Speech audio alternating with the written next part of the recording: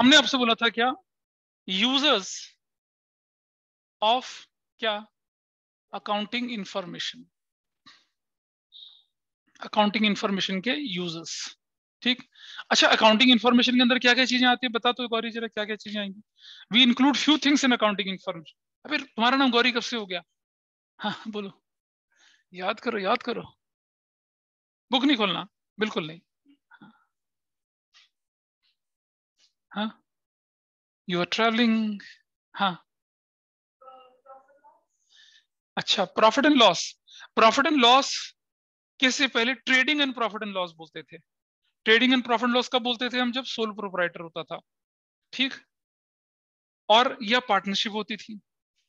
उसके बाद जब कंपनी होती थी तो क्या बोलते थे, statement of profit and loss. एक चीज ये होती है, मतलब it is a and result of accounting process. क्या, अकाउंटिंग इन्फॉर्मेशन। दूसरी चीज क्या होती है बताइए जरा, ऑनलाइन में बोलेंगे कोई, कैन यू टेल मी। आइए आपकी बारी। अकाउंटिंग इन्फॉर्मेशन के अंदर which other thing is included. अबे रुक जाना, इसको तो बोलने दे। बशर बोलेगा, अनिकेत बोले, Nimisha. Sir information, sir financial position.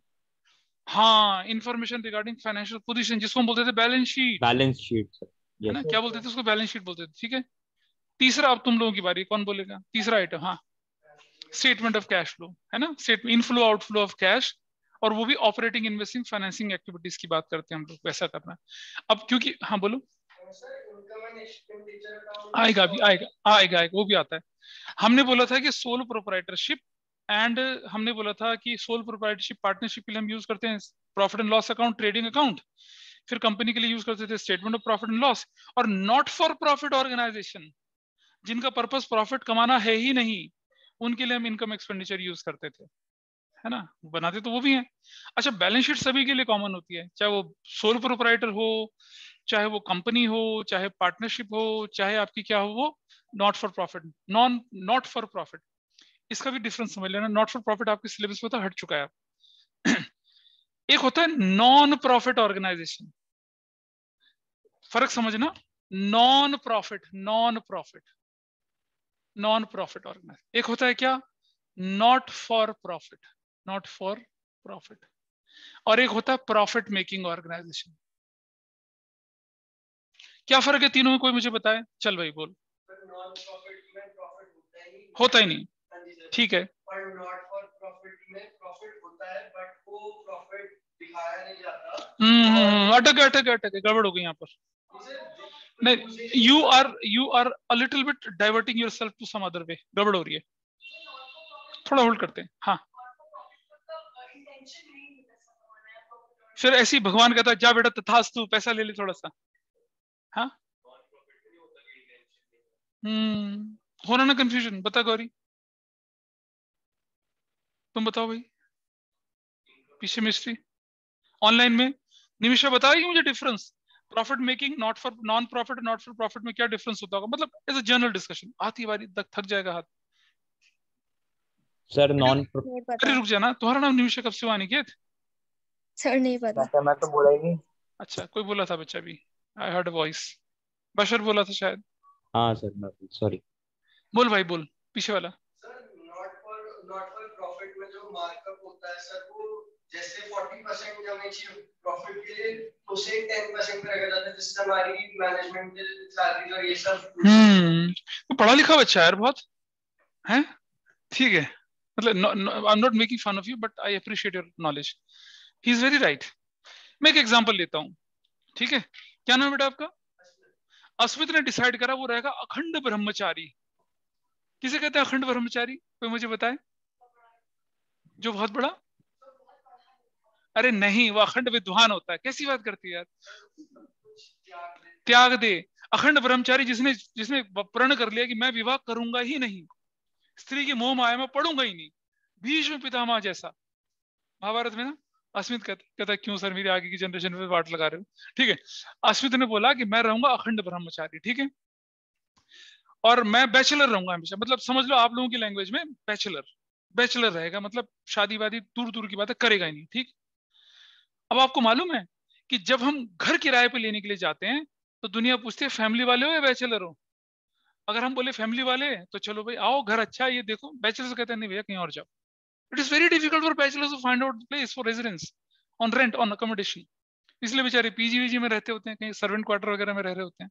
ठीक है जी, तो बैचलर्स को घर मुश्किल से मिलते हैं, या फिर 5-6 बैचलर मिलके घर किराए पे ले लें, दैट कुड हैपन। तो इन्होंने क्या करा कि इन्होंने बोला कि चलो, अब अस्मित ने बोला मैं अखंड ब्रह्मचारी रहूंगा, बैचलर्स के लिए मेरी जिंदगी कुर्बान है। इन्होंने क्या कर दिया, नोएडा में बैचलर्स क्लब ऑफ नोएडा खोल दिया। ठीक है जी, और पता चला कि नोएडा अथॉरिटी का सीईओ भी अखंड ब्रह्मचारी बैचलर है। किस दिन मिले, उसने कहा सर मैं बैचलर्स के लिए काम करना चाहता हूँ। कहता कोई दिक्कत नहीं है, सेक्टर 15A के पास एक बहुत बड़ा पार्क पड़ा है 2000 स्क्वायर मीटर का, जा बना ले बिल्डिंग उस पर, और ऑफिशियली पट्टा दे दिया इसको। इसने भाई दाएं बाएं से अपने जैसे बैचलर्स मिलाए, वहां पर क्या कर दिया, एक बहुत बड़ा बैचलर्स क्लब खोल दिया, जिसमें स्विमिंग पूल भी है, लाइब्रेरी भी है, जिम भी है, रेस्टोरेंट भी है, सब कुछ है भाई। अब स्विमिंग पूल है तो लाइफ गार्ड भी चाहिए होते हैं ना, पता चला बुड़ुक बुड़ुक बुलबुले निकल रहे पानी में कूदते। अब अगर आपके रेस्टोरेंट, तो उसमें स्टीवर्ड्स चाहिए, वेटर चाहिए, कुक चाहिए उसमें, है ना, मेंटेनेंस सफाई करने वाला चाहिए, ग्राउंड आपके पास बहुत बड़ा है उसकी मेंटेनेंस के लिए चाहिए, न्यूज़पेपर मैगजीन आती है उसका खर्चा है, आपके पास आपकी ग्रीनरी उसको मेंटेन करने के लिए माली चाहिए। अरे कहाँ से उठेगा ये खर्चा। अब बैचलर्स क्लब के क्लब में अगर एक कोल्ड ड्रिंक बाहर मान लो 50 रुपए की मिल रही है, तो जैसे उसने बोला था ना कि 50 रुपए तो मिलता, मान लो 40 रुपए में 10 रुपए का मार्जिन रखे 50 में बेचते हैं। और सिनेमा हॉल में तो और अति हो रखी होती है, 150 रुपए का मिल रहा था छोटा सा प्याला एक।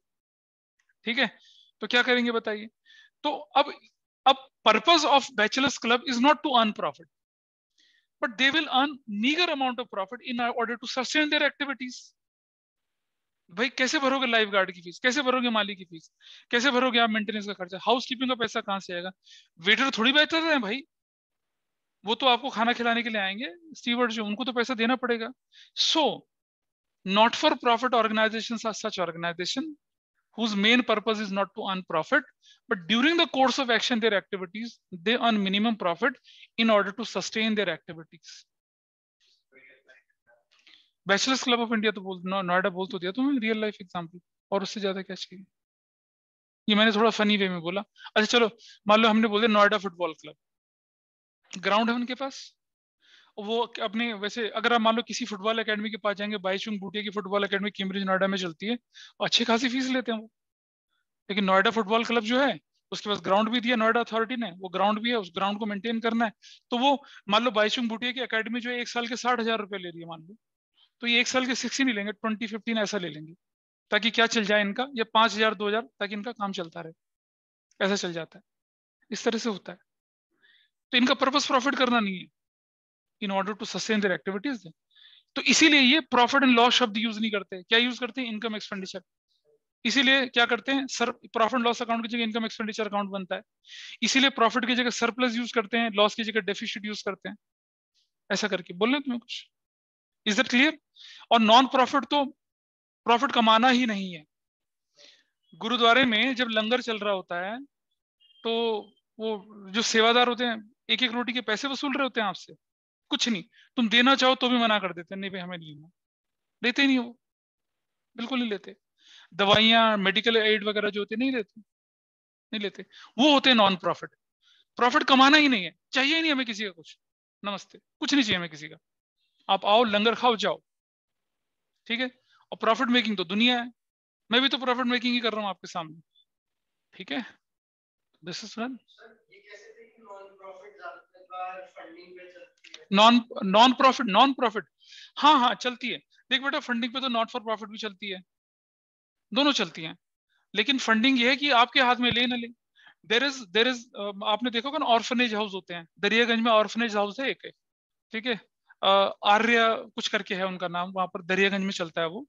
और एक बहुत बड़े एडवोकेट हुआ करते थे दिल्ली के, अभी भी हैं वो उनका परिवार चलाता है, उससे किसी से एक पैसा नहीं लेते हैं, फुल टू अपने अपने खर्चे पे करते हैं, नहीं लेते किसी से पैसा। उनका पर्पस है जितने भी अनाथ बच्चे दिल्ली आसपास के होते हैं उनको पालते हैं, वो लड़के लड़कियों को पालते हैं। आर्य करके लड़के का और लड़कियों का भी है, अनाथ आश्रम चलाते हैं वो लोग। ठीक है, तो दिस इज डन। ये हमने अकाउंटिंग इंफॉर्मेशन के बारे में पढ़ा था, थोड़ा सा डिविएट हो गया टॉपिक से। अब चलते हैं हम लोग अकाउंटिंग इंफॉर्मेशन के यूजर्स। हमने कहा था कि 2 तरह के यूजर्स होते हैं। पहले को हमने क्या नाम दिया था, इंटरनल। इंटरनल में क्या क्या लोग बोले थे हम लोगों ने, ठीक है, इंटरनल में हमने बोला था क्या, ओनर्स, हमने बोला था मालिक लोग हैं, और दूसरा बोला था हमने मैनेजमेंट है। पिछली क्लास में हमने डिस्कशन में आपको ये बताया था कि जो मैनेजमेंट होती है उसमें आपके कौन कौन लोग आते हैं। मैनेजमेंट में आपके सीईओ आते हैं, सीएफओ आते हैं, सीओओ आते हैं, chief operating officer, chief financial officer, chief marketing officer, ऐसा करके मतलब जनरली ये बड़ी पोस्ट होती है, ये दोनों उसके नीचे की पोस्ट होती हैं, ये भी आते हैं। और यहाँ जो होते हैं ये ओनर्स में, यहाँ तो ओनर्स में आता है चेयरमैन या मैनेजिंग डायरेक्टर, ऐसा करके बोलते हैं, डायरेक्टर्स होते हैं, ये आपके रियल ओनर्स होते हैं, ये लोग इनको अपॉइंट करते हैं। कुछ बुक्स क्या करती हैं, वो एम्प्लॉइज को भी क्या मान लेती हैं, इंटरनल मान लेती हैं, ठीक है। लेकिन एक बात समझिएगा, जितनी एक्सेस अकाउंटिंग की इन लोगों को होगी उतनी एक्सेस एक ऑर्डिनरी क्लर्क को नहीं होती है। हालांकि वो वाउचर बनाता है, बिल बनाता है, लेकिन प्योर कॉन्फिडेंशियल अकाउंटिंग इंफॉर्मेशन की एक्सेस सिर्फ इन्हीं दोनों लोगों के पास होती है, इसलिए उसे क्या कर दिया, एक्सटर्नल में बोल दिया। अब बारी आती है कौन से वाले, एक्सटर्नल मतलब बाहरी। अब बाहरी में कौन कौन आ सकते हैं बताइए जरा, एक एक करके। चलो हमने बोला क्या, बैंक्स, अभी बुक में देखना यार, बुक देख के मजा नहीं आता फिर। और बोलिए क्या क्या हो सकता है, गवर्नमेंट हो गया, और गवर्नमेंट एंड इट्स अथॉरिटीज, और बताइए क्या क्या हो सकता है। अरे इंटरेस्टेड ओनर्स, ये क्या बात हुई, हाँ पोटेंशियल इन्वेस्टर्स बोलते हैं, इन्वेस्टर्स इन्वेस्टर्स होते हैं, एंड पोटेंशियल इन्वेस्टर्स। अब वो इसी के अंदर आ गया ना बेटा, बैंक से अलग आ गया, अलग आ गया। और देखिए क्या क्या हो सकता होगा, अब तो पुस्तक खुली है, बुक खोल रखी है, चल बता भाई, बुक खोल रखी है तो बता, हाँ बुक से देख के बता कौन कौन है, और कौन कौन हो सकते हैं, कोई ऑनलाइन में बताएगा मुझे, कनिष्का या कैरवी, बशर। ओ क्रेडिटर्स, क्रेडिटर्स भी हो सकते होंगे भाई, चलो और बोलिए क्या हो सकते हैं क्रेडिटर्स। Sir government. गवर्नमेंट लिख लिया बेटा हमने, और पब्लिक भी हो सकती है, जनता। सबसे बड़ा झूठ है वैसे ये पब्लिक लेकिन फिर भी लिख लेते हैं। हाँ मैं बताऊंगा, सबसे बड़ा झूठ है, इसके एक्सप्लेनेशन को देख के तुम लोगों को ऐसा भी होता है क्या, ठीक है। और बताइए पब्लिक के अलावा, ये किसी ने रिसर्चर्स बोला था, कौन था, रिसर्चर्स। और बताइए और क्या होते हैं, अभी बुक देख के, हाँ एम्प्लॉइज एंड वर्कर्स भी लिख लिया हम लोगों ने, चलो एम्प्लॉइज एंड वर्कर्स। और बोलिए, बस बुक में साथ ही दे रखिए। हाँ चलो जरा देखते हैं, ये जो बैंक होता है, बैंक, इसको अकाउंटिंग इंफॉर्मेशन क्यों चाहिए होती है। One of my brother in law, वो मुंबई में आईसीआईसी ब्रांच का एक रीजनल हेड है, ठीक है। वो अभी छुट्टियों में जब कुछ दिनों के लिए यहाँ पर आया, तो एक दिन वो, मतलब ही is from science background, and he was a manager in, पहले मैनेजर बना, फिर वो प्रमोशन होते होते आगे चला गया। तो मुझे एक बार बोल रहा है कि देखो जी ये मैं आपको दिखाता हूँ, आपको तो, आप तो कॉमर्स के बैलेंस शीट वगैरह देखते हैं। मैंने कहा हाँ मैं देख रहा होता हूँ। उसने क्या कर रखा था, एक अपनी फाइल ला रखी थी, और वैसे करे कॉन्फिडेंशियल है, मैं नहीं दिखा सकता, but what he has done, उसने पिछले सालों के बोला, देखो हम ऐसा करते हैं कि हम जज कर रहे हैं कि इसको लोन देना ही नहीं देना। इंडस्ट्रियल लोन था, काफी अच्छा खासा, मेरे ख्याल मोर देन 50 करोड़ का लोन था। तो मैंने कहा तुम कैसे जज कर रहे हो उसको, कह रहे हमने पिछले 10 सालों की उसके स्टेटमेंट ऑफ प्रॉफिट लॉस और बैलेंस शीट मंगा ली है, और फिर मैंने उसके साथ फेस टू फेस इंटरेक्शन करा, और फेस टू फेस इंटरेक्शन करा, मैं पहले बैलेंस शीट पढ़ के गया उसकी सारी की सारी 10 सालों की एनालाइज करके गया, and then I ask you questions, उसके क्वेश्चंस के आंसर्स और जो बैलेंस शीट के जो फैक्ट्स थे वो मैच कर रहे थे, तो आई गिवन ग्रीन सिग्नल, और मैंने अपने रिकमेंडेशन करके आगे भेज दिया, वैसा करके। तो बैंक को क्यों चाहिए आपकी statement of profit and loss, bank को क्यों चाहिए आपकी बैलेंस शीट, क्यों, लोन लेने के लिए, सीधी सी बात है, to grant you a loan. तो वो तो बैंक का इन्वेस्टमेंट हुआ ना, हाँ, तो वो फिर हम उस कैटेगरी में चले जाएंगे ना यहाँ, इस तरह से। बैंक एज ए लेंडर अलग चीज है, बैंक एज ए इन्वेस्टर अलग चीज है। एज ए लेंडर मतलब कोई आपके पास आ रहा है, प्रभु हमें पैसा दे दो। इन्वेस्टर थोड़ी आ रहा है आपके पास कि मेरे शेयर खरीद लो तुम। You will see the company is doing extremely well in market, I want to get associated with that, मैंने उसके शेयर्स खरीद लिए, ऐसा करके चलते हैं, ठीक है। अच्छा एक और चीज है, क्योंकि जब यहाँ इन्वेस्टमेंट की बात आएगी, can anybody tell me the difference between share and stock. हाँ हाँ, जैसे गेहूं का स्टॉक, चावल का स्टॉक, चीनी का स्टॉक, आटे का, हाँ हाँ हाँ, वो भी कह सकते हैं, हाँ। एक शेयर खरीद लिया, वो स्टॉक हो गया। अच्छा तो बेटा स्टॉक एक्सचेंज क्यों बोलते हैं, शेयर एक्सचेंज क्यों नहीं बोलते? नहीं सुना होगा ना। हाँ एक ही कंपनी का होता है, बिल्कुल गलत, बोलो। सर जो स्टॉक होता है वो सिंगल होता है, शेयर काफी बड़ा होता है। जैसे रिलायंस का एग्जांपल, हाँ। रिलायंस का 40% शेयर में 1000 स्टॉक, तो हम्म स्टॉक एक खरीदूंगा, हम्म एब्सोल्युटली एब्सोल्युटली रॉन्ग। अभी बताऊंगा ना बेटा, मैं तो बताऊंगा, मैं बताऊंगा, कोई और बताएगा?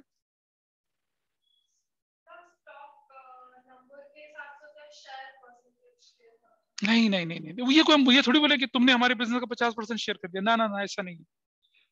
शेयर मार्केट बोल रहे होते हैं और खरीदना बेचना स्टॉक एक्सचेंज में करते हैं, ये क्या मतलब हुआ?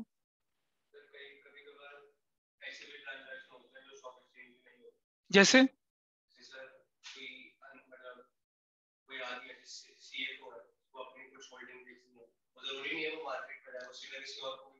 ओ, किसने बताया तुम्हें ये? आपको मालूम है किसी भी तरह के शेयर स्टॉक जो होते हैं बिना ब्रोकर के परमिशन के, आप बिना ब्रोकर को इन्वॉल्व के बेच ही नहीं सकते हैं आप। बेटा ये थोड़ी है कि सब्जी मंडी में मार्केट लेके खरीद लो, रिलायंस के खरीद लो, अपोलो के। हाँ वो बेच सकते हैं, लेकिन वो जो स्टॉक होल्डिंग बेचेंगे उसके लिए भी उनको ब्रोकर के थ्रू ही जाना पड़ता है। जैसे मैं बताता हूँ, तुम्हारे फादर अगर इंडियन ऑयल में काम करते हैं, सपोज मैं एग्जांपल लेके चल रहा हूँ, ठीक है। इंडियन ऑयल अपने एम्प्लॉयज को शेयर स्टॉक देती है, मतलब 10 साल पूरा होने पे, 15 साल पूरा होने पे, 20 साल पूरा होने पे, 5 साल पूरा होने पे इंसेंटिव के रूप में देती है। अच्छी खासी वैल्यू होती है वो।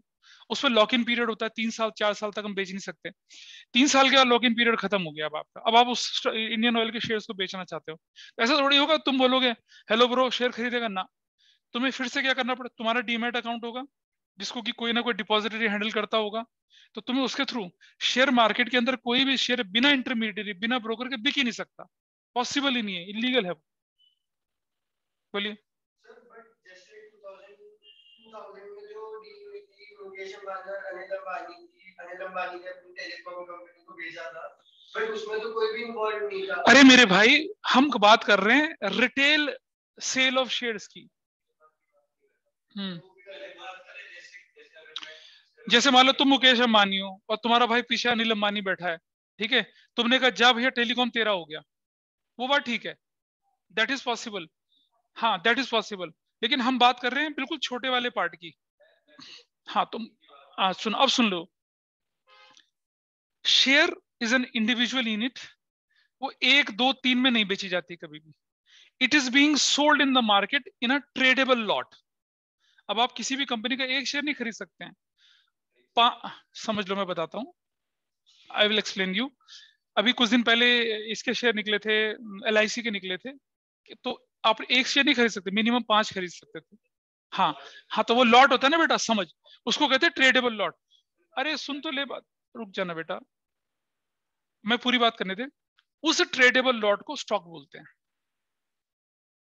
वो जो बंडल ऑफ शेयर्स होता है which can be traded in the market, sold and purchase in the market, उसे कहते हैं स्टॉक। इसीलिए स्टॉक एक्सचेंज शब्द यूज होता है शेयर। अब आप बोल रहे हैं ना, अब आप LIC का एक शेयर खरीद के दिखाओ कहीं से जाके, जरा नहीं खरीद सकते आप। आपको एक ट्रेडेबल लॉट खरीदना पड़ेगा, मिनिमम 5 खरीदने पड़ेंगे, ठीक है। अभी आप देखना कि मुस्कुरा रहे हो, ये कहेगा मास्टर को पता नहीं है, मैं बताऊंगा तुम्हें। सुनो, आपको, आपने क्या होता है, देखो 2 चीजें होती है। एक जब शेयर फ्रेश इशू होता है उसे कहते हैं पब्लिक इशू, ठीक है, पहली बार इशू होता है। पहली बार जब आप शेयर इशू करते हैं, मार्केट में खरीदते हैं, तो आपको मिनिमम ट्रेडेबल लॉट खरीदना पड़ता है, 5 का हो गया, 10 का, 15 कंपनी बनाती है, ठीक है। उसके बाद जब वो उनकी मुहूर्त की घंटी बज जाती है, फ्री हो जाता है, ट्रेडेबल हो जाता है, लिस्टेड हो जाता है, उसके बाद जब आप ट्रेडिंग करते हैं, तो ट्रेडिंग करते समय फिर आप क्या करते हैं, फिर डिपेंड करता है कि आपका जो ब्रोकर है आपको 2 बेच रहा है, 4 बेच रहा है, 6 बेच रहा है, 15 बेच रहा है, 20 बेच रहा है, लेकिन ब्रोकर फिर भी कोशिश करता है कि आपको एक ट्रेडेबल लॉट बेचे, कि मिनिमम आपको 5 खरीदने, मिनिमम 4 खरीदने, ऐसा करके। तो शेयर जो होते हैं ना वो ट्रेडेबल लॉट में खरीदे जाते हैं। लेकिन आपने क्या कर दिया, 2 खरीद लिए, 15 खरीद लिए, 20 खरीद लिए, 22 खरीद लिए, वो डिपेंड करता है कि जो आपका इंटरमीडिएट है वो किस तरह से बेच रहा है आपका।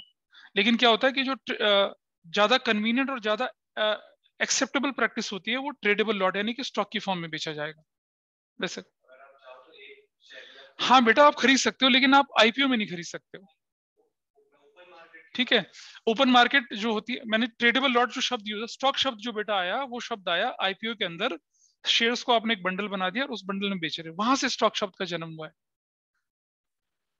तो चलते हैं आगे थोड़ा सा। तो अगर आप इन्वेस्ट कर रहे हैं, इन्वेस्ट कर रहे हैं आप, ठीक है, अगर आप इन्वेस्ट कर रहे हैं तो आप क्या कर सकते हैं, आप आईपीओ में पहली बार फ्रेश वाले इशू में इन्वेस्ट करेंगे तो आपको स्टॉक खरीदने पड़ेंगे, ट्रेडेबल लॉट होता है। लेकिन अगर आप ओपन मार्केट में खरीदते तो आपको लूज क्वांटिटी में भी आप उनको खरीद के चल सकते हैं। वो तो जब हम थोड़ा और आगे चलेंगे कभी, मैं डिटेल में आपको फिजिकल फॉर्म के भी शेयर्स दिखाऊंगा। बोलो सर, जो बोनस शेयर अवार्ड होते हैं शेयर होल्डर्स को, वो हमेशा मल्टीपल में होते हैं या फिर वो नहीं नहीं, वो तो जैसे इंडियन ऑयल बोनस शेयर दे रही है आपको, या मान लो कि आपके पास किसी के रेशो में होते हैं बेटा, वो 5:1, 5 को 1 देंगे, 4 को 1 देंगे, 3 को 1 देंगे, 1 को 1 देंगे, ऐसा करके होता है वो वाला। तो बैंक को जरूरत क्यों पड़ती है, ये की पॉइंट होता है इसका, बैंक को जरूरत क्यों पड़ती है, बिफोर ग्रांटिंग लोन बैंक ये जानना चाहता है कि क्या, दो चीजें देखेगा बैंक, क्या आपकी फाइनेंशियल पोजीशन साउंड है, दूसरा आपका प्रॉफिट इतना है कि वो आपके इंटरेस्ट की पेमेंट को और प्रिंसिपल अमाउंट की पेमेंट को पूरा कर पाए। मान लो आपने 50 करोड़ का लोन ले लिया, ठीक है, 12% पे ले लिया, तो 6 करोड़ रुपए आपको देना पड़ेगा हर साल का। तो वो देखेगा कि 6 करोड़ की इनकम है भी है आपकी, नहीं है। और अगर आप लोन ना चुका पाए तो आपके पास इतनी एसेट्स हैं जिसको बेच के अपनी रिकवरी कर सकें। तो आपकी फाइनेंशियल पोजीशन और आपकी प्रॉफिटेबिलिटी दोनों को देखता है, उसके बेस पर क्या करते हैं, आपको वो लोन देते हैं, बैंक्स वाला हो गया। अब सरकार क्यों देखना चाहती है आपके अकाउंट्स बुक्स को, क्या रीजन है, सरकार क्या देखेगी, इनकम टैक्स, सबसे बड़ी चीज है इनकम टैक्स। और दूसरा ये देखेगी कि क्या आपने अकाउंटिंग करते समय पूरा जो गवर्नमेंट के रूल्स रेगुलेशंस थे, अकाउंटिंग स्टैंडर्ड थे, उनको कंप्लाई किया या नहीं किया है। तो अकाउंटिंग स्टैंडर्ड तो बात की बात है, सबसे जरूरी चीज होती है क्या, tax. Government and it's authority tax के लिए और रेलेवेंट इंफॉर्मेशन लेने के लिए, जैसे मान लिया जाए कि सीमेंट इंडस्ट्री कितना ग्रो कर रही है, अब ऑटोमोबाइल इंडस्ट्री कितना ग्रो कर रही है, भाई मुझे बताइए, हमारी हमारी इकोनॉमी में जितने भी सेक्टर होंगे, जब उन सबके रिजल्ट्स को मैं टोटल करूंगा तभी तो जाके मुझे पता चलेगा ना कि हमारी इकोनॉमी आगे बढ़ रही है नहीं बढ़ रही है। अच्छा, होता क्या है कि कई बार क्या होता है कि कुछ सेक्टर अच्छा कर रहे होते हैं, जैसे ऑटोमोबाइल अच्छा कर रहा है, सीमेंट अच्छा कर रहा है, मतलब, और रियल एस्टेट सेक्टर अच्छा, मतलब रियल एस्टेट का तो बाजा बजाओ वैसे, तो कुछ सेक्टर होते हैं वो अच्छा कर रहे होते हैं, तो ऑब्वियसली दूसरे सेक्टर बुरा कर रहे होते हैं, उनको साइक्लिक नॉन साइक्लिक सेक्टर बोला जाता है। हाँ, अब जैसे जैसे मेटल बोल रहा है, मेटल जो होता है वो मेटल हो गया, केमिकल वाला जो हो गया, कुछ सेक्टर एवरग्रीन सेक्टर्स होते हैं, उनमें कोई फर्क नहीं पड़ता, वो हमेशा ही अच्छा कर रहे होते हैं। जैसे एफएमसीजी है, कोरोना, एफएमसीजी का मतलब होता है फास्ट मूविंग कंज्यूमर गुड्स, ये आपका टूथपेस्ट, हेयर ऑयल, दालें वाले जो खाने पीने का सामान होता है, चाहे कोरोना चाहे कुछ था, हमें लगा था कि कोरोना हो गया, प्रोडक्शन हो गया, देख हमें लगा पूरा देश भूखा मर जाएगा, लेकिन हम तो दुनिया को खाना खिला रहे हैं आज की डेट में, ठीक है। तो असली तो आपकी पहचान तभी होती है संकट के समय पे। एनीवे, सो गवर्नमेंट चाहती है किसके लिए, टैक्स के लिए, और जो डेटा होता है इंडस्ट्री स्पेसिफिक उसके लिए पहली प्रायोरिटी टैक्स के लिए, गवर्नमेंट एंड इट्स अथॉरिटीज। आपने देखोगे ना, एनफोर्समेंट डायरेक्टर की जगह जगह छापे पड़ रहे होते हैं, क्यों पड़ रहे होते हैं भाई, आप इनकम टैक्स में रिटर्न तो कुछ भर रहे होते हो और आपकी ट्रांजेक्शन कुछ और दिख रही होती है, देयर इज ए मिसमैच, ठीक है। एक बड़ी मजेदार चीज बताता हूँ जो दिल्ली गवर्नमेंट ने लगाया था, शायद आपको याद होगा, कुछ साल पहले दिल्ली गवर्नमेंट ने बोला था कि जो भी आप सामान खरीदते हैं उसके बिल की फोटो खींचे और हमें एक पर्टिकुलर ऐप पे पोस्ट कर दें। सुना होगा कभी, नहीं सुना होगा, तुमने शायद ध्यान दिया होगा, सुना किसी ने दिल्ली में, ऑनलाइन में किसी को ध्यान है, कैरवी कनिष्ठा मैंने या सुना था पशु, सर। सुना था ना। अच्छा, यस। क्या सर क्या सुना है। क्या वो सुना होगा, तो उसका उससे क्या पर्पस सॉल्व हुआ होगा।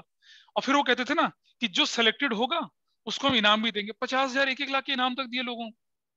मान लो आपने 5,000 का बिल स्कैन करा और भेज दिया उस ऐप पे, और सरकार ने फिर एक आपको बोला कि you have been declared winner of 50,000 rupees. हाँ हाँ, मैं बता तो रहा हूँ तुम्हें क्यों। सर, रिलायंस पकड़ा गया था ना इसकी वजह से। हाँ, क्या रीजन था। नहीं सर, रीजन ये था कि रिलायंस ने अपने अकाउंट्स में 58,000 की, मेरे को सर डिजिट्स पे आता है, हाँ 58,000 हाँ। की लगाई थी। हम्म बट कंज्यूमर को जो बिल मिला था उसमें 96,000 की हम्म परचेज डाली, पर टैक्स का कट था।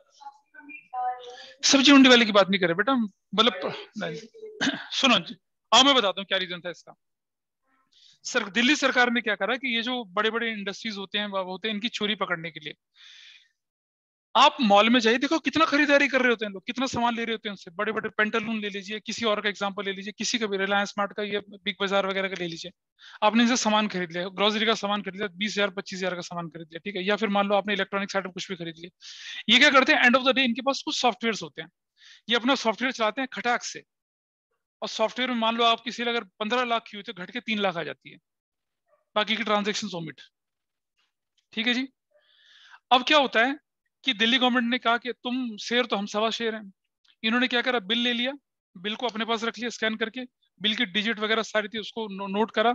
और मॉनिटरिंग तो होती है जीएसटी डिपार्टमेंट की, तो उन्होंने क्या करा कि उसको उसके साथ भेजा और उसको मैच करा, क्योंकि जितनी भी ट्रांजेक्शन होंगी चलती चली जाएंगी। मैच करा, जो ट्रांजेक्शन मैच करेगी तो कोई दिक्कत नहीं है, फिर आपको कोई इनाम नहीं मिलने वाला। आपकी ट्रांजेक्शन, आपका बिल की जो रसीद थी और उस कंपनी के जो उन्होंने रिटर्न भरी थी उसके साथ जब मैच करा तो देयर इज मिसमैच। आपकी ट्रांजेक्शन तो क्या हो गया, वो जो सॉफ्टवेयर ने एलिमिनेट करी थी उसमें चली गई, पकड़े गए वो, फिर उनकी ऑडिटिंग हुई और फिर आपको इनाम मिल गया। ऐसा करते थे। बोलिए। बिल्कुल जी, बिल्कुल। सीए के स्टैम्प की बेस पे तो सारी चीज चलती है, लेकिन सीए बहुत चतुर होते हैं, वो बच जाते हैं हमेशा, बहुत बच जाते हैं। मैं ऑफ द रिकॉर्डिंग एक चीज बताता हूँ आपको, क्योंकि रिकॉर्डिंग में जाएगा तो मेरे दोस्त का नुकसान हो जाएगा। अरे उनके ग्रह खराब चल रहे होते हैं भाई, ठीक है, इससे चलते हैं, ठीक है। तो अब आई एम इन्वेस्टर्स, मैं आपकी फर्म में पैसा क्यों लगाऊंगा? एक तो मैं सुनूंगा, यार आपने देखा होगा ना आजकल एक बड़ा खेल चलता है। कुछ लोग क्या करते हैं कि आपको फोन करते हैं कि हम आपको टिप्स देंगे, आपको बताएंगे 4 स्टॉक में इन्वेस्ट करिए और आपको बूम बूम चलेगा। सब मजाक है, बर्बाद पैसा, और करें हम आपको थोड़ा सा पैसा आपसे काटेंगे। सब बर्बाद चीजें होती हैं। मार्केट में आप तब इन्वेस्ट करिए जब आप थॉरली पढ़ लिख के जाए उसके अंदर। तो इन्वेस्टर जो होता है, जो आपके में ऑलरेडी लगा चुका है और वो जानना चाहता है, मैंने आपसे बताया ना कि एक इन्वेस्टर जो होता है वो क्या चाहता है आपके अंदर। एक, सेफ्टी ऑफ फंड्स, कि आपका पैसा सुरक्षित रहे। दूसरा, रेगुलरिटी ऑफ रिटर्न, आपको रिटर्न मिले, डिविडेंड मिले आपको उससे। और तीसरा क्या हुआ, एप्रिसिएशन, आपके जो शेयर खरीदे उनकी वैल्यू बढ़ती जाए। 3 चीजें वो चाहता है। कैसे पता चलेगा उसको? बुक्स ऑफ अकाउंट से पता चलेगा उसको। प्रॉफिट अगर अच्छा अर्न हो रहा है, प्रॉफिट जो होता है ना बेटा, किसी कंपनी का जो प्रॉफिट होता है उस प्रॉफिट को शेयर होल्डर में बांट दिया जाता है। शेयर होल्डर रियल ओनर होते हैं, और क्या बोल के बांटते हैं, उसे डिविडेंड बोलते हैं, उसे डिविडेंड बोल के बोला जाता है, उसको बांटते हैं। तो इन्वेस्टर ये जानना चाहता है कि प्रॉफिट कितना है, क्या उसे डिविडेंड मिलेगा, क्या उसका पैसा सेफ रहेगा, और क्या उसकी कैपिटल या उसका जो शेयर्स है उसकी वैल्यू बढ़ेगी या नहीं बढ़ेगी, वो ये जानना चाहता है। पोटेंशियल इन्वेस्टर जानना चाहता है क्या मैं फैसला लेने वाला हूं इस कंपनी के शेयर में इन्वेस्ट करने का, वो ठीक फैसला रहेगा या नहीं रहेगा, on the basis of past performance of company. Company ने कितना डिविडेंड दिया, कंपनी के शेयर की वैल्यू कितनी बढ़ती है ना, और कंपनी का शेयर जो है वो सेफ है। अब आपने देखा होगा ना, कई बार अखबार में खबर आती है, इकोनॉमिक्स टाइम्स में खबर आती है, ठीक है, turmoil in share market, blood bath in share market, 50,000 crore rupees disappeared of investors. कैसे 50,000 करोड़ रुपए डिसअपियर हो जाते हैं, बताइए जरा। है हाँ, कैसे इन्वेस्ट, कैसे कैसे? अरे भैया सुनो सुनो, तुमने किसी कंपनी के 50,000 शेयर खरीदे थे 10 रुपए के हिसाब से, या 5,000 शेयर 10 रुपए के हिसाब, 50,000 के शेयर खरीद रखे थे। मान लो उन शेयर की वैल्यू घटकर 2 रुपए रह गई, तुम नुकसान तभी तो होगा जब तुम बेचोगे उससे। If you are not going to sell it down तो नुकसान थोड़ी होगा। और आप जानते हैं ना, वर्ल्ड का नंबर 1 क्या जेफ बेजोस बन गया या बिल गेट्स बन गया, कैसे डिसाइड होता है? इनकी कंपनी के शेयर्स और मार्केट वैल्यू पर शेयर, मार्केट कैपिटलाइजेशन बोलते हैं। जिसकी मार्केट कैपिटलाइजेशन जितनी ज्यादा, ये बिल्कुल नकली स्टैंडर्ड होता है देखा जाए तो, कि आज अडानी जो है वो नंबर 3 पे पहुंच गया, अंबानी नंबर 2, कुछ नहीं होता है, और डेली पोजीशन बदलती है। मान लो अडानी की कंपनी के मान लो 5 करोड़ शेयर थे, 1 करोड़, एक शेयर की वैल्यू 100 रुपए थी, उसके हिसाब से कैपिटल वैल्यूएशन कर देते हैं। ये होता है। ये थोड़ी देखा जाता है कि रियल एसेट्स कितनी है, रियल लायबिलिटी कितनी है, ना, मार्केट कैपिटलाइजेशन सब यूज करते हैं उसके लिए। तो इन्वेस्टर्स सेफ्टी चाहता है, रेगुलेटिव रिटर्न चाहता है, और क्या चाहता है, एप्रिसिएशन चाहता है। पोटेंशियल इन्वेस्टर क्या चाहता है कि is it safe to invest in the company, secure रहेगा, पास परफॉर्मेंस की बेस पे जो मैं profit and loss statement of profit से पता चलेगी और बैलेंस शीट से पता चलेगी कि आप कितने साउंड है, आपके रिजर्व्स कितने हैं, ठीक है। अच्छा अच्छा, झटका दे रहा मुझे। ये जो चीजें मैं आपके साथ बोल रहा हूँ ना, ये जब आप स्कूल में डिस्कशन करेंगे तो शायद नहीं बताई जाएंगी। होंगे क्या डिस्कशन में? नहीं जाते उतना, जितना डिटेल नहीं जाते हैं चीजों को लेके, क्योंकि उन्हें सिलेबस भगाना होता है और बहुत सारी चीजें करनी होती है, but they are quite interesting and they are creditors किसको बोलते हैं बताइए, कोई मुझे बताएगा? बॉन्ड्स, जेम्स बॉन्ड को कहते हैं क्रेडिटर। हाँ, क्रेडिटर सर जो गुड्स और सर्विसेज क्रेडिट पे देते जिनसे हम सामान, हाँ बोलो, गुड्स एंड देता है, बिल्कुल, जिसे हम खरीदते हैं।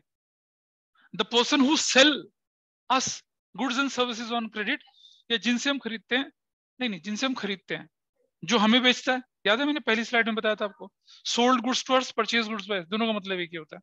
तो ये लोग क्या होते हैं? क्रेडिटर। अब क्रेडिटर क्यों जानना चाहता है आपकी? उसका तो पैसा फंसा ना आपके पास। वो देखेगा statement of profit and loss से देखकर कि भाई इसकी प्रॉफिट आ रहे हैं, अगर प्रॉफिट आ रहे हैं तो मुझे पैसा देगा, रिटर्न करेगा मुझे। तो why they are interested creditor? To what? To get back their money, ये इसलिए चाहते हैं। फिर ये देखते हैं कि आगे भी उधार दें ना दें, फिर देखते हैं कि आपकी एसेट्स भी ज्यादा हैं, आपकी लायबिलिटीज कम है, तो मतलब आपकी पोजीशन साउंड है। ठीक है। अब आपने देखा होगा डूबते हुए जहाज में कोई सवारी करता है क्या? कभी नहीं करता ना। आपकी एक फर्म जिसके ऊपर कर्जे पे कर्जा, कर्जे पे कर्जा चढ़ रखा है, क्या उसको कोई, आपने देखा था ना, अनिल अंबानी को जेल होने वाली थी, उसके भाई ने आके उसको बेल आउट, मतलब बचाया उसको, क्योंकि उधारी उधारी इतनी ज्यादा हो गई थी उसके पास, बचाया उसको भाई ने आके। तो सभी के भाई थोड़े होते हैं बचाने वाले। ठीक है, सभी के पास कोकिला बहन थोड़ी होती है बचाने वाली, जा बेटा बचा ले, तेरा छोटा छोटू की मदद कर दे बेटा, जा, ऐसा करके। थोड़ा आगे चलें जरा। पब्लिक, इसको मैं बाद में कहूँगी, तो बहुत बड़ा मजाक है पब्लिक।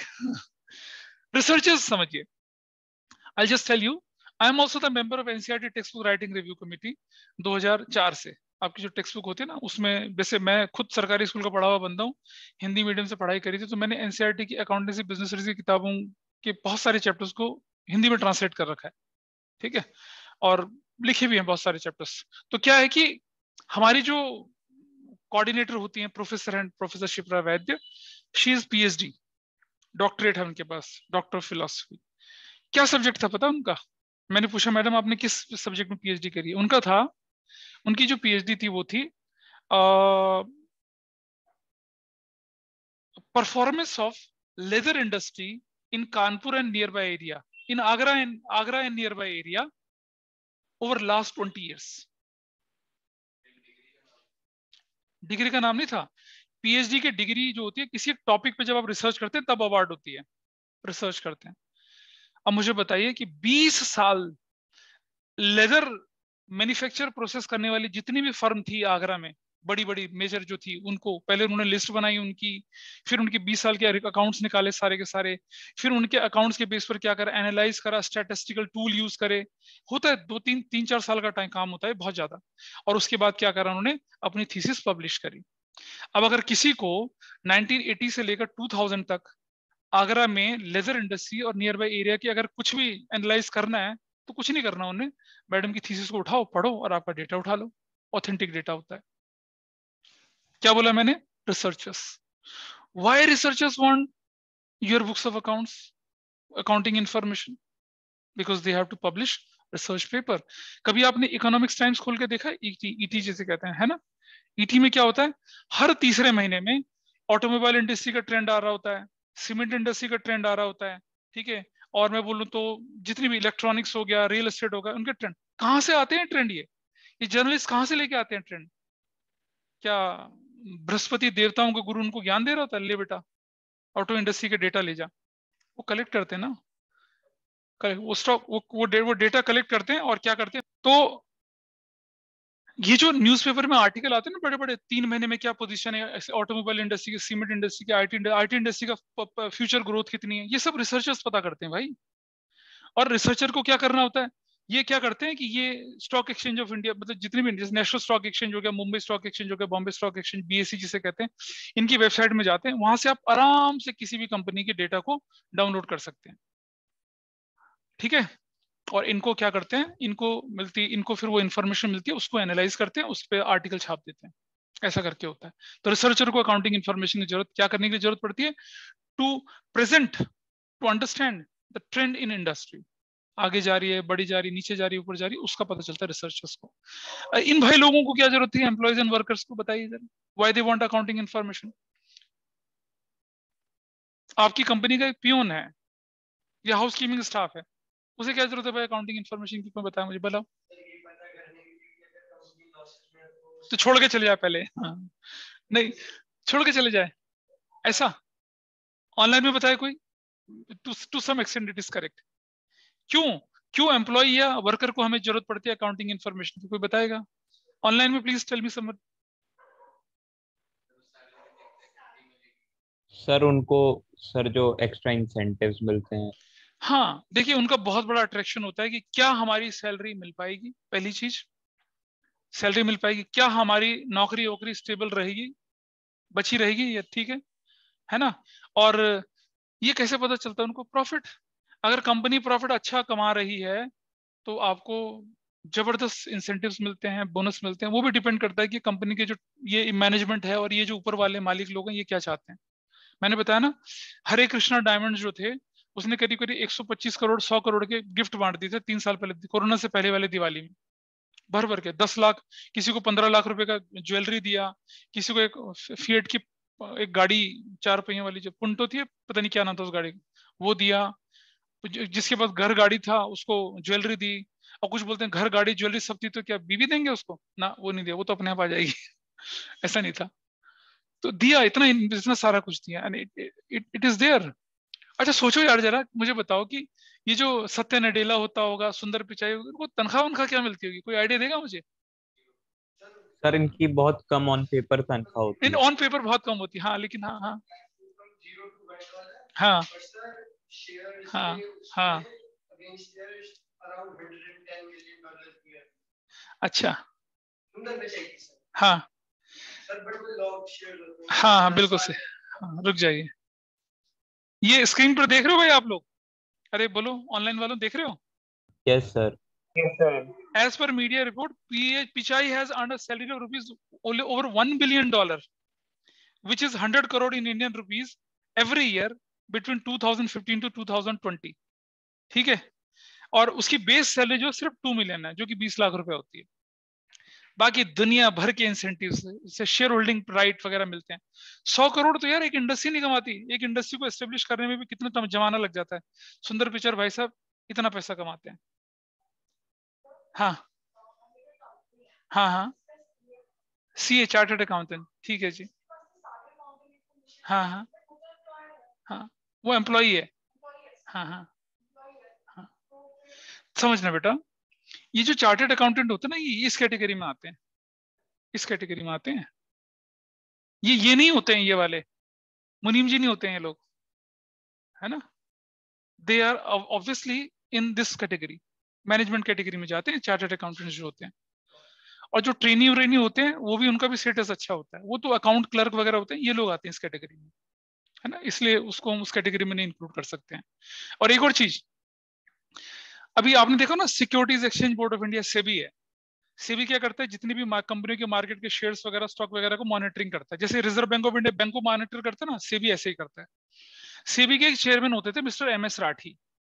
अब कंपनी क्या करेगी, जितनी भी इंफॉर्मेशन देनी पहले सेबी को पहुंचाती थी, सेबी के चेयरमैन को मिल गई, और वो क्रूशियल इंफॉर्मेशन थी। जैसे मान लो कल आपने अपनी कंपनी के अकाउंट्स ना मार्केट में डिक्लेयर करने हैं, उससे पहले आपको सेबी को भेजने पड़ते हैं अप्रूवल के लिए। अब आपको इन्फॉर्मेशन मिल गई, सेबी के चेयरमैन को इन्फॉर्मेशन मिल गई कि इस कंपनी ने कल प्रॉफिट डिक्लेयर करना है, उसने फटा ब्रो खरीद लो शेयर इस कंपनी का फटाफट। इसे कहते हैं इनसाइडर ट्रेडिंग। क्या कहते हैं? इनसाइडर ट्रेडिंग कहते हैं, ठीक है? और ये बहुत गलत होता है। हर्षद मेहता की तो आपने सीरीज में देखा होगा, इनसाइडर ट्रेडिंग, ये खरीद लो वो खरीद लो वो खरीद लो। तो इसी को तो, हर्षद मेहता की वजह से तो सेबी वेबी का जन्म हुआ भाई। सेबी के जन्म की कहानी अलग है, मैं बाद में बताऊंगा कभी। तो उस वजह से क्या हुआ, अब MS राठी जो कि वॉच डॉग था वही खा गया, कहते ना खेत को खा गया बाड़ी, ऐसा करके था, तो उसको फिर सस्पेंड किया। इस तरह से होता है मामला। अभी एक और सेबी के चेयरमैन, तो उनको भी सस्पेंड करा गया, ठीक है? उन्होंने भी ऐसी गड़बड़ फैलाई, क्योंकि उनके पास पूरी इन्फॉर्मेशन होती है, और वो मतलब अपने आप को रोक नहीं पाते हैं इन्फॉर्मेशन बताने से, ऐसा करके चलते हैं। सब जगह वही कर रहे होते हैं, मतलब इट्स अ विशुअस सर्कल। तो एम्प्लॉइज और वर्कर को अकाउंटिंग इन्फॉर्मेशन क्यों जाननी होती है? ताकि उनको उनकी सैलरी वैलरी इंटैक्ट रहे, और उनको इंसेंटिव्स, उनको बोनस मिलते रहे। अब आ जाइए जी पब्लिक, सबसे बड़ा झूठ, कोई बताएगा मुझे? हाँ रुक जा। हाँ हाँ हाँ, पढ़ लिया तुमने? नहीं, हाँ बता। गलत क्या हो रहा है, मतलब कि कॉस्मेटिक कंपनी जो हो रही है वो मतलब चूहे बिल्लियों पे टेस्टिंग करके फिर आपको पता है तो आप बोलेंगे नहीं। आप अच्छा, अभी मालूम है आपको चाइना ने क्या करा, अभी रशिया यूएसए ने क्या करा कि चाइना के कुछ एक पर्टिकुलर रीजन के जो प्रोडक्ट थे ना उनको बैन कर दिया। जियांग यांग पता नहीं कौन सी जगह थी, क्या था उसका, आज मैं न्यूज़पेपर में पढ़ रहा था। चाइना के कुछ एक स्पेसिफिक प्रोविंस के जो प्रोडक्ट थे उनको उसने बैन कर दिया क्योंकि वहां पर चाइल्ड लेबर और लेबर ऑपरेशन वगैरह की सब चीजें होती थी। ये जो आप पढ़ते ना ब्लास्ट वाली जीन्स पढ़ी सुनी कभी आप लोगों ने? वो जो जीन्स होती है जिसको ब्लास्ट करके फाड़ फूड़ दिया जाता है, अजीब अजीब से लगा, ऐसा लग रहा था जैसे आप वॉर लड़के आए हैं। नहीं देखे नहीं ऐसी जीन्स? यस सर, देखिए सर। हाँ हाँ, लिटरली क्या करते हैं उनको हल्के हल्के एक्सप्लोजिव से उनको ऐसे जला देते थे उस तरह से।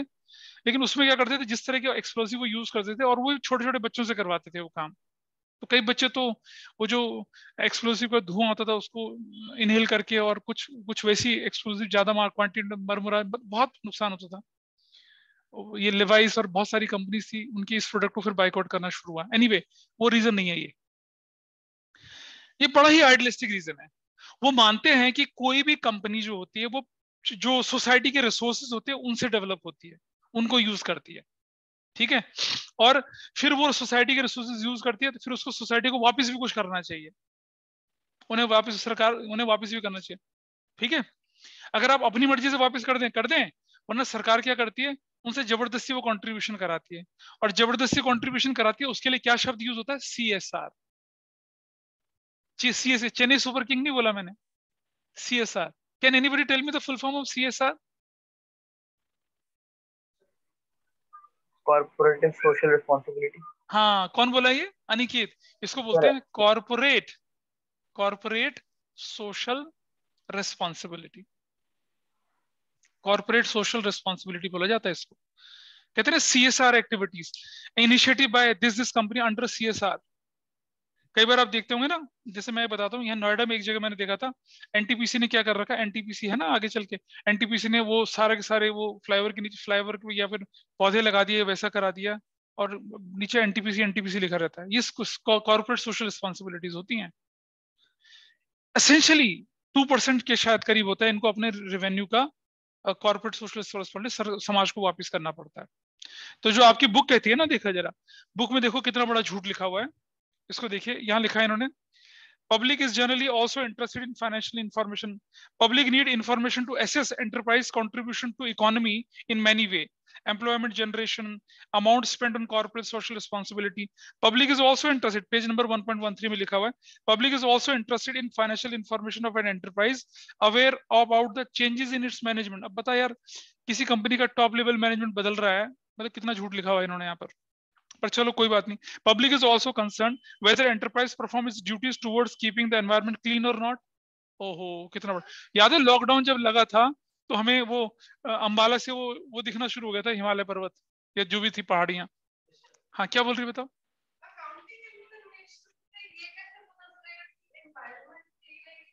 अरे कॉर्पोरेट सोशल रिस्पॉन्सिबिलिटी की तरफ कितना कंट्रीब्यूट करा, क्या उन्होंने क्या कर दिया, उन्होंने जो उनके यहाँ से हैजार्डियस गैसेस एमिट होती हैं उसके लिए कोई उन्होंने ट्रीटमेंट प्लांट लगाया? अच्छा चलो मैं एक एग्जांपल देता हूँ। CSR को ITC का नाम सुना? ITC आपके पास रजिस्टर भी होंगे ITC के। Yes sir. Indian tobacco company है भैया, सिगरेट सुट्टा भी बिकती है वो कंपनी, ठीक है। और पीछे और कितने लोगों को लंग कैंसर वगैरह का उसका काम होता है। लेकिन पीछे क्या लिखा रहता है स्टेशनरी में? Every on purchase of every notebook will spend 1 rupees 2 rupees to under privilege girls. उनकी पढ़ाई लिखाई में खर्च करते हैं। उनके पिताजी तंबाकू खैनी खा खा के मर जाते हैं, उन बच्चों को पढ़ाते हैं।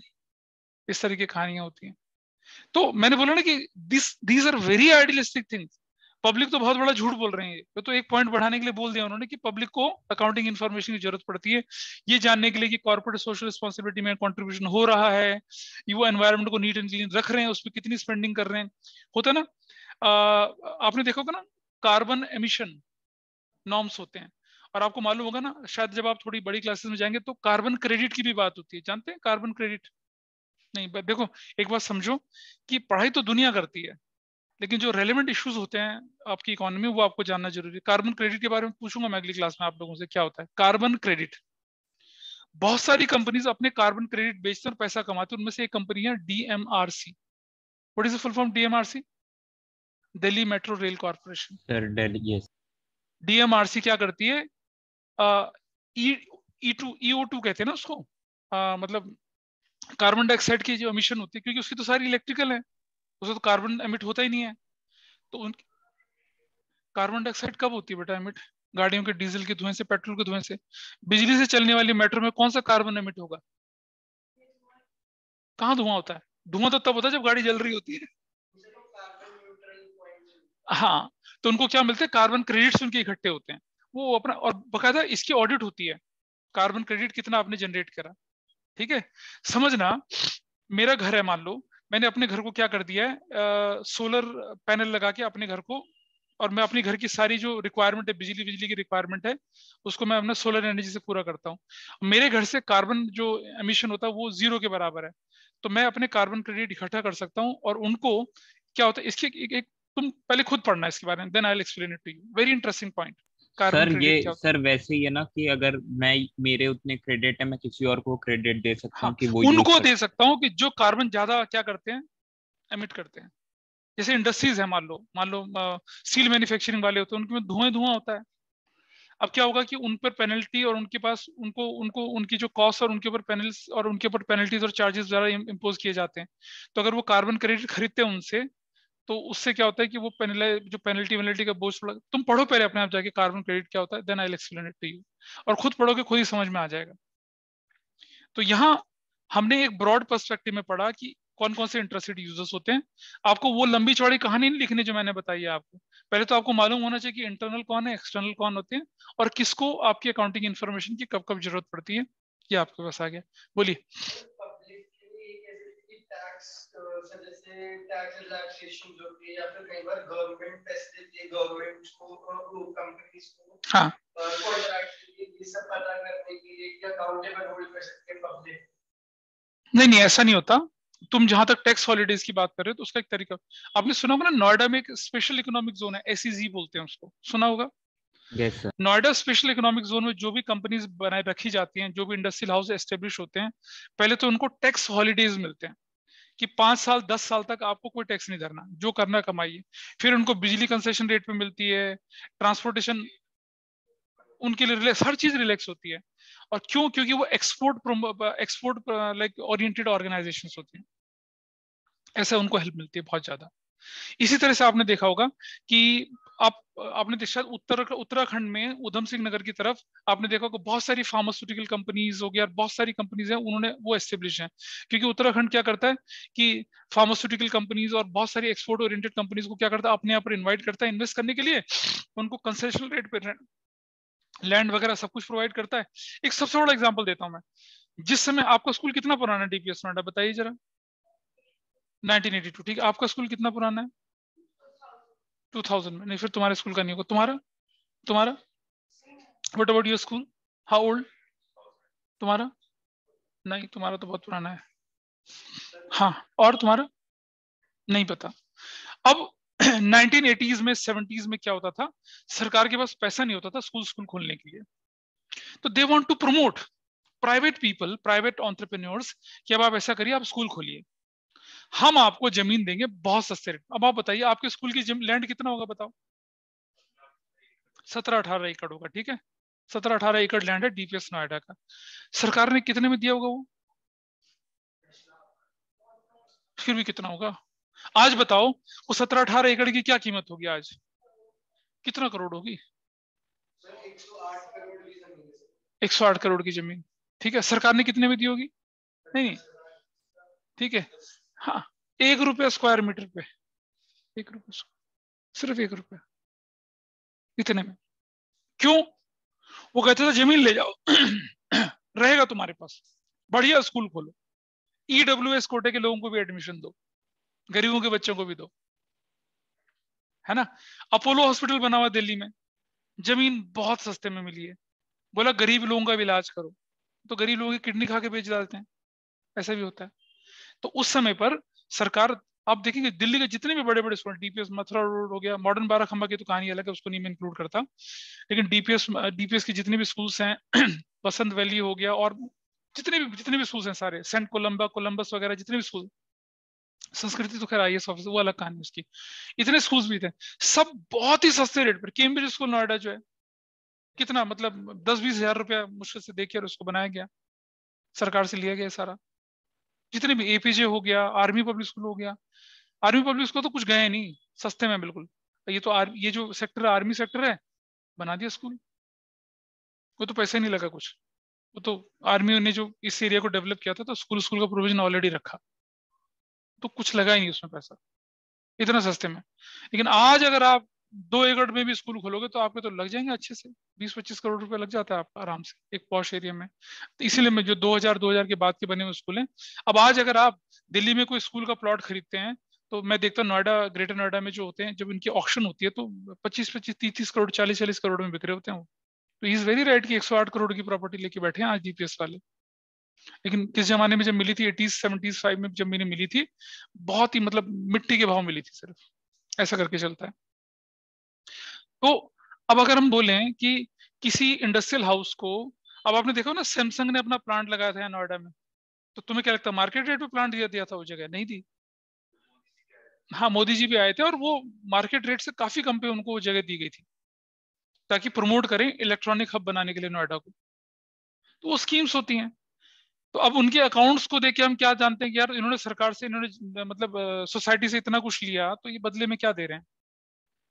और एक मजेदार चीज और बता दूं मैं आपको, कि ये जितने भी स्कूल्स वगैरह जो हैं, जो सरकार से कंसेशन रेट में मिले हुए हैं, इनको NOC जो मिलती है नोएडा अथॉरिटी से मिलती है, इसलिए नोएडा अथॉरिटी से डरते हैं बहुत ज्यादा।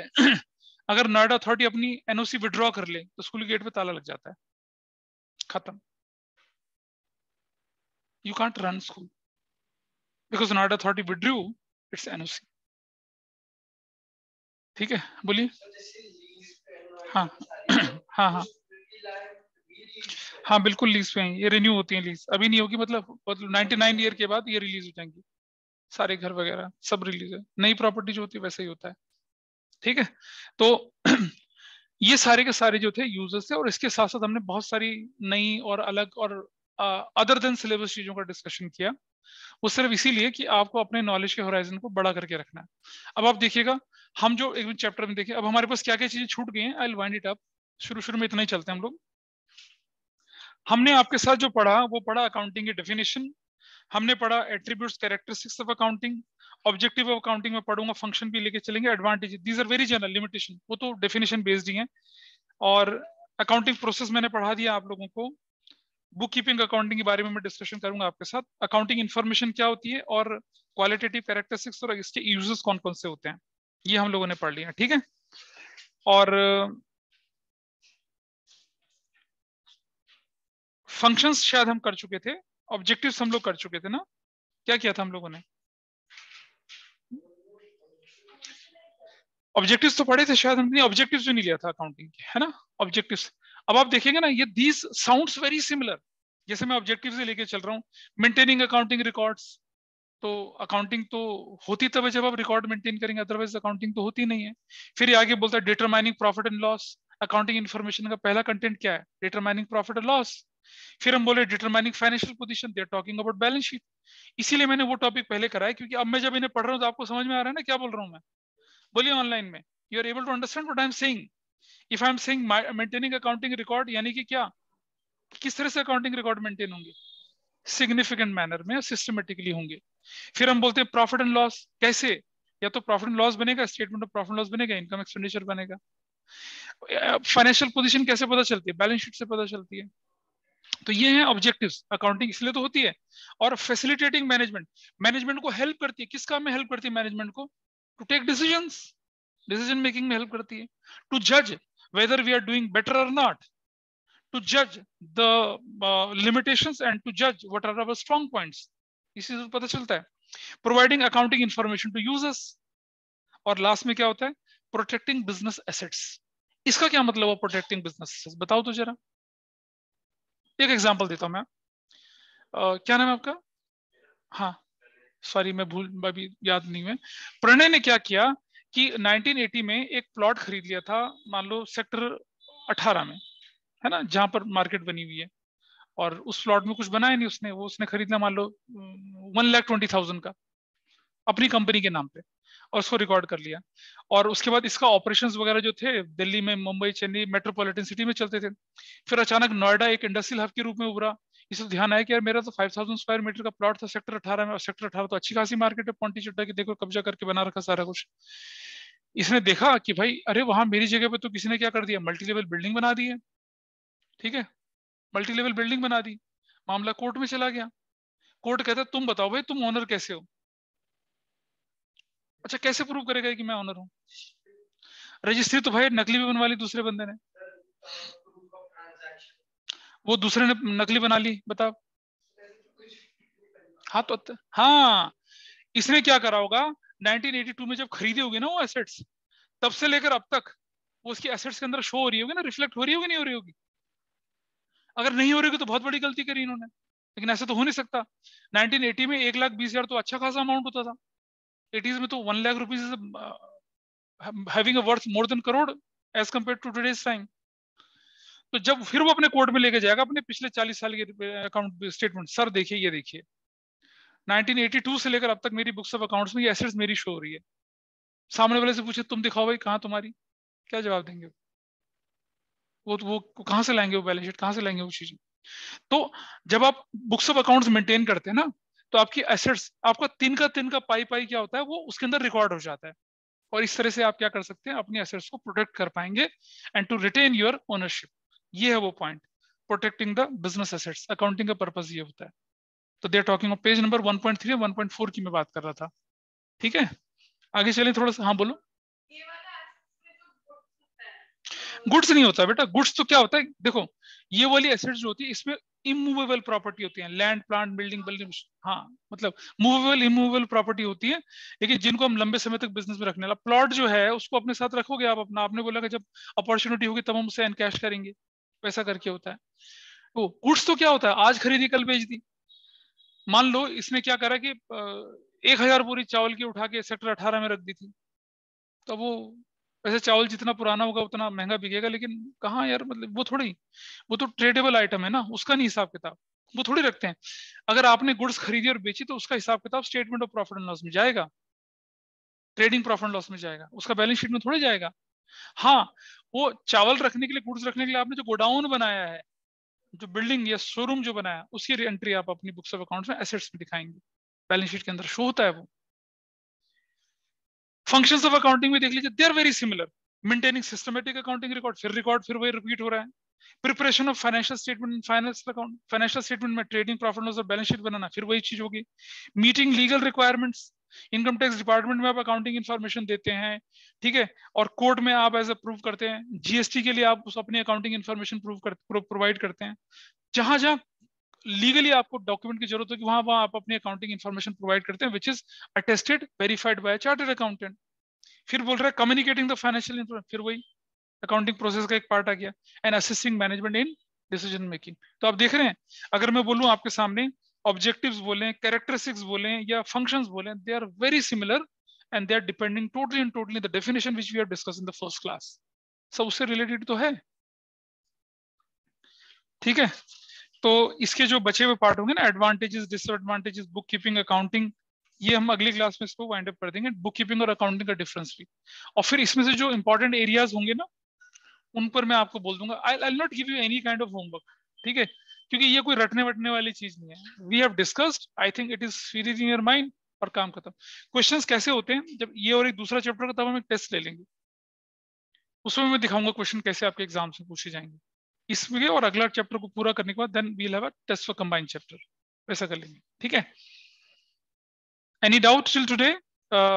अनिकेत, बशर, कनिष्का, या मैं निमिषा को पूछूं तो? No sir, no doubt. Nimisha, तुमने पिछली क्लास शायद मिस करी थी, तो बेटा उसकी रिकॉर्डिंग देख लेना एक बार। निमिषा, चलिए, I think she is not here. Anyway, that's all for today. आज की क्लास वाइंड अप करते हैं, फिर मिलते हैं अगली